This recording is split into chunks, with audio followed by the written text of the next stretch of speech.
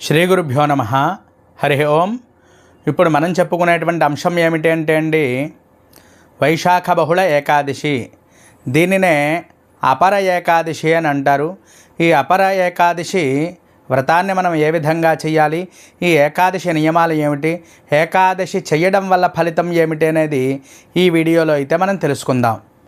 మనకి ఈ ఏకాదశి కోసం భవిష్య పురాణం, పద్మపురాణాలలో కూడా విస్తృతంగా చెప్పబడింది.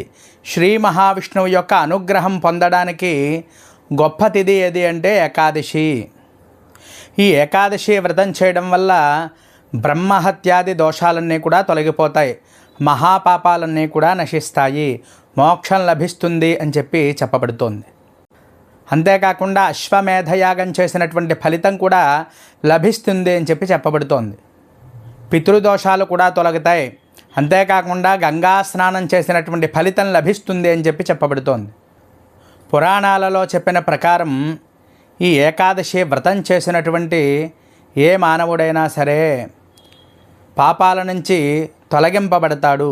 అంటే తన పాపాలన్నీ కూడా తొలగిపోతాయి అనేటువంటి అర్థం. జీవితంలో శాంతి, సౌఖ్యాన్ని కూడా పొందుతాడు. విష్ణులోకానికి చేరేటువంటి అవకాశం కూడా కలుగుతుంది. ఈ ఏకాదశికి పేరు అపర ఏకాదశి. ఏకాదశులలో మనం అనేకమైనటువంటి పేర్లన్నీ కూడా చూస్తూ ఉంటాం. అపర అంటే అపారమైనటువంటిది. అంటే ఈ ఏకాదశికి చేసినటువంటి ఉపవాసం కానీ పూజ కానీ అపరిమితమైనటువంటి పుణ్యాన్ని కలగజేస్తుంది అనేటువంటి అర్థం. ఈ ఏకాదశి వ్రతం ఏ విధంగా చేయాలి అంటే అండి, ముందు రోజు కూడా అంటే దశమి రోజు సాత్వికమైనటువంటి ఆహారాన్నే మనం స్వీకరించాలి.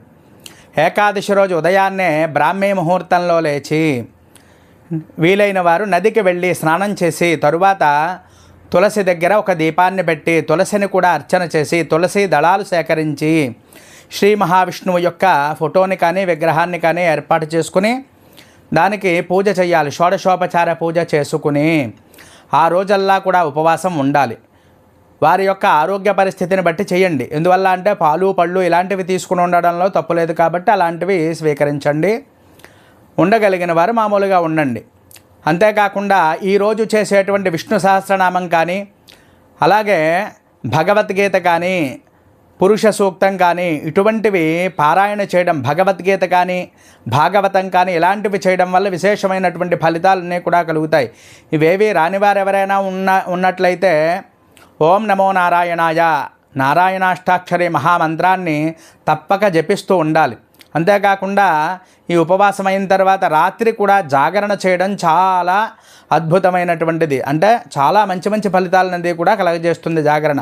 ఆ మరుసటి రోజు ఉదయాన్నే అంటే ద్వాదశి రోజు ఈ యొక్క ఏకాదశి ఉపవాసం అంతా కూడా విరమణ చెయ్యాలి. ద్వాదశ పారణ చెయ్యాలి. ద్వాదశి పారణ చేసి మనకి వీలైన వారు బ్రాహ్మణుడికి భోజనం పెట్టండి, లేకపోతే ఏదైనా స్వయం పాకం ఏదైనా దానం చేయండి. అంతేకాకుండా గోవులకి గ్రాసం లేదా కాస్త తవుడు కానీ ఇలాంటి మేత ఏదైనా ఏర్పాటు చేసి గోవుకు ప్రదక్షిణం చేసి నమస్కారం చేసుకున్నట్లయితే గొప్ప ఫలితాన్ని పొందుతాడు. అంతేకాకుండా వంశం అంతా కూడా అభివృద్ధి చెందుతుంది. మీరు చేసినటువంటి పుణ్యాలన్నీ కూడా మన బిడ్డలను రక్షిస్తాయి. మీరు గమనించండి.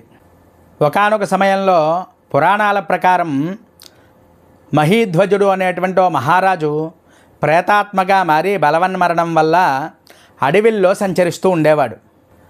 తరువాత ఒక ఋషి సూచనతో అతని సోదరుడు ఈ ఏకాదశి వ్రతాన్ని చేసి ఆ పుణ్యాన్ని ధారపోస్తాడు. ఆ పుణ్యం వల్ల మోక్షాన్ని పొందాడు ఆయన. అందుకే ఈ ఏకాదశి అపరిమితమైనటువంటి పుణ్యాన్ని కలగజేస్తుంది, పితృదేవతలకు కూడా మోక్షాన్ని కలగజేస్తుంది అని చెప్పి చెప్పబడుతోంది. ఈ ఏకాదశి వ్రతాన్ని ఆచరించడం వల్ల కుటుంబంలో శాంతి నెలకొంటూ ఉంటుంది, ఐశ్వర్యం కలుగుతుంది, మోక్షం కూడా లభిస్తుంది. ఎందువల్ల అంటే శ్రీ మహావిష్ణువు యొక్క అనుగ్రహం కలగడం అంటే ప్రతి మానవుడు కూడా తన జీవితంలో ఏదైనా ఉపవాసం చేయాలా అంటే అది ఒక్క ఏకాదశి మాత్రమే అని చెప్పి మనకు అన్ని శాస్త్రాలు కూడా చెప్పబడుతున్నాయి.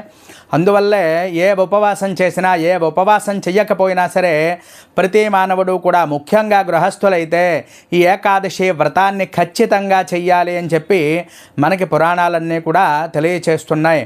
ఈ యొక్క ఏకాదశి రోజు భగవంతుడికి దగ్గర ఉండి, అంటే దగ్గరగా మనం ఉండడం అంటే దగ్గరలో ఉండేటువంటి దేవాలయాలు కూడా వెళ్ళి అక్కడ మనం ప్రదక్షిణలు అవి కూడా చేసి దైవ దర్శనాలు అవి కూడా చేసుకుని ఇంట్లో కూడా ఏదైనా ఆధ్యాత్మికంగా మనం విష్ణు సహస్రం ఇటువంటివన్నీ కూడా పారాయణలు అవి కూడా చేయడం వల్ల భగవంతుడి యందు భక్తి పెరగడమే కాకుండా మన పిల్లల్ని కూడా కూర్చోబెట్టి ఇటువంటివన్నీ కూడా చూపిస్తే వాళ్ళకు కూడా మన ధర్మం అంటే కూడా తెలుస్తూ ఉంటుంది. గమనించి ప్రతి ఒక్కరూ కూడా ఈ ఏకాదశి వ్రతాన్ని వీలున్న వారల్లా కూడా చేసుకుని అవకాశం ఉంటే రాత్రి కూడా జాగరణ చేయండి, ద్వాదశి పారణ చేయండి.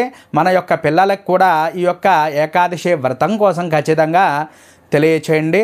ఈ వీడియో మీకు నచ్చినట్లయితే లైక్ చేయండి, కామెంట్ చేయండి. ఇంకా ఎవరైనా మన ఛానల్ని సబ్స్క్రైబ్ చేయకపోతే తప్పకుండా సబ్స్క్రైబ్ చేయండి.